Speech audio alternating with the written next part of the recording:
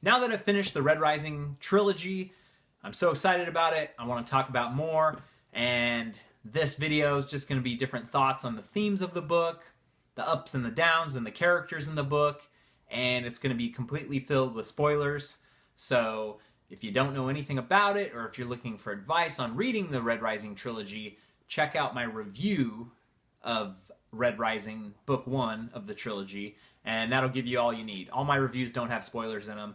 I try to avoid spoilers as much as possible, unless it's a video like this where I'm just going to dive in and tear it apart from start to finish. One of my favorite things about this book is that it was so well thought out, beginning, middle, and end. It was 3 complete books. The first book foreshadows so much in the second and third books. The relationships that are built in the first book cascade through the second and third books and cascade through years and time. Friends and trust are established in that first year where they're all fighting each other at the school. And like I said in my review, I really wanted to just start up book 1 again when I finished book 3, because there's so many different relationships and names and people that I would love to pay more attention to, especially the relationship between Victra and Antonia, the sisters, that really comes to a head in the book 3, and even Pax, because his memory becomes so cherished in the second and third books that I kind of feel like I didn't get enough of him and wanted to feel some more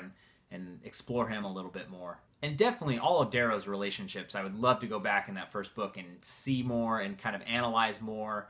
Darrow and Tactus, Darrow and Cassius, Darrow and Roke especially, and just feel those relationships out more and know where they're coming from. Friendship and trust is definitely one of the biggest themes in this book. From the very start, Darrow is lying to all these people that he needs to trust and that become his really greatest friends. These relationships that they build together are so strong, are so amazing, and it's just so fun to see all the way through. Darrow has a lot of internal struggle throughout the book, and I found that so compelling. One of the biggest struggles he has is lying about his heritage and that he's actually a red that was carved up to become a gold. He lies to all these people that become really his closest friends, and he sees greatness in all these people, and he really wants to hold them in high esteem, while on the other hand destroy their entire society and break the chains that these gold bastards have put on his people. But I think that's a great reflection on life, and that everything is not black or white, that Republicans aren't all bad, Democrats aren't all bad, rich people aren't all bad, poor people aren't all bad, that there's these shades of gray all in between. And you need to judge each individual on the content of their character, not based on their color or where they are born or where they fit into society. And we all have to prove who we are by our deeds and our actions. And in this society, they're just following orders, you know? They're just going down with the plan, and golds are in charge, and that's how it works. Darrow's goal the entire time is to end this subjugation, end the stratification, end the segregation, and let all colors blend together, merge together, and to see if a blue can be a captain on a ship all by herself, and to see if an obsidian can lead an army all by himself. One of the biggest highlights for me throughout this entire series was in book 3, when Darrow has to make the very, very hard choice when he's going up against Romulus out on Jupiter, that he's going to leave behind the millions of people that live in that system. He makes the choice to sacrifice millions of lives in slavery to go save hundreds of millions of lives out in the rest of the solar system. I think it really gave depth to Darrow's character, that he wasn't just this perfect hero that did everything he could and got everything he wanted with, you know, he lost a hand, he lost bits and pieces, he went through a lot of suffering, but to actually make that choice to be like, millions of people are going to have to retain this gold society for now. Obviously, I'm sure he believed that if he broke up gold society, that slavery would end on Jupiter as well. But that idea that he made the tough choice and that he was willing to sacrifice was quite intriguing to me. I really love Cassius's redemption throughout the book. Cassius is a big enemy of Darrow. They battle many times. They're allied at the beginning, and eventually they do come back together and ally at the end. And it was a fantastic sequence. I thought they spent so much time on Cassius's redemption that I didn't really believe that Cassius killed Severo. It got me for a good scare for sure, but I just kept thinking, no, that it just couldn't have happened. And it really sealed it when the Jackal put Severo's gun in his waist. I was like, oh, okay, we're firing blanks. We're good. Severo's not dead. So I figured that out enough to, even though in the back of my mind I was like, oh, he might be dead. He still might be dead. Cassius still might be turning over here. Darrow gave Cassius the option to redeem himself. And he wanted to believe, Darrow wanted to believe that people are good and that people will take their own fate in their own hands. And Cassius did. And I thought that was a fantastic theme. I thought that was a great thread to put through the book. Even though these guys were terrible, bitter enemies, they still saw eye to eye. You could see that Cassius just wasn't as hateable as the Jackal. The Jackal is just all bad, all horrible, where Cassius had a lot more nuance. He had a lot more to his character that you could tell he had something worth fighting for in his own heart.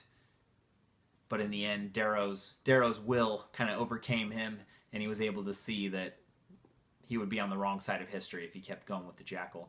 I liked the fact that the society was very advanced, but they were still technophobic.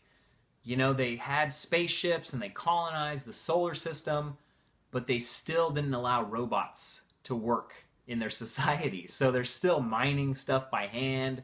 They have, you know, exoskeletons and tools that are very advanced, but human labor is still at the center of this whole solar system, at this whole society of billions and billions of people, if not trillions of people, that human labor is still quintessential. And I thought that was an interesting way to spin it, for sure, because I feel like the way our society is going is that robots and automation are going to be a huge part.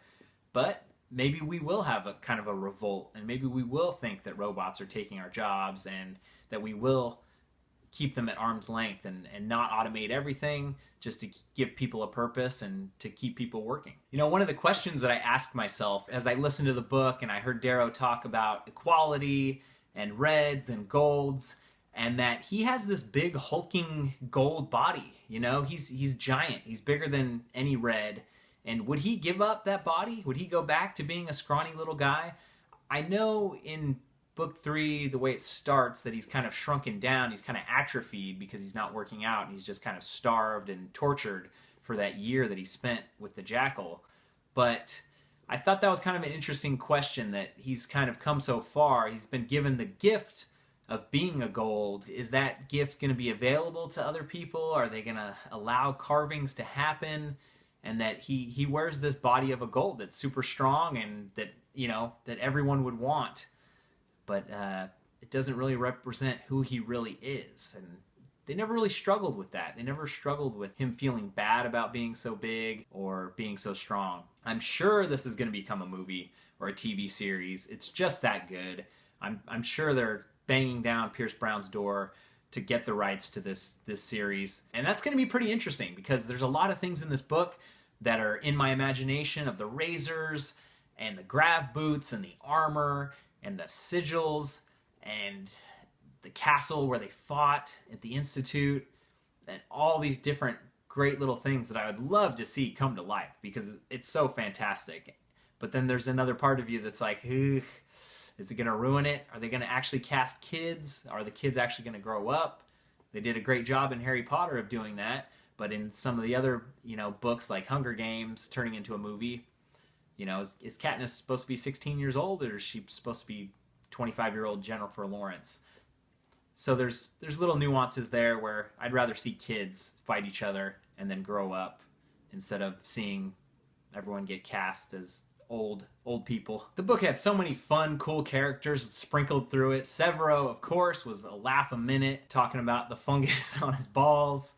And Ragnar was awesome, just a really neat character that emerged from being, you know, a beaten down slave into basically the king of his race and the shield of Darrow's empire. Mustang, of course, of her eventually climbing the throne to become the sovereign, kind of always foreshadowing that along the way, that she was the one that was good at politics and that she was such a great leader. And I don't think I really saw that coming, that she would become the sovereign, so that was neat. I knew Darrow wouldn't be able to become the sovereign. I knew that Severo wouldn't really take the helm of the sovereign, so that's something I kind of fell asleep on and was pleasantly surprised when it did happen. So what did you think? What did I miss? What did I leave out? Leave me a comment on your obsession on the Red Rising Trilogy, and let me know what you think.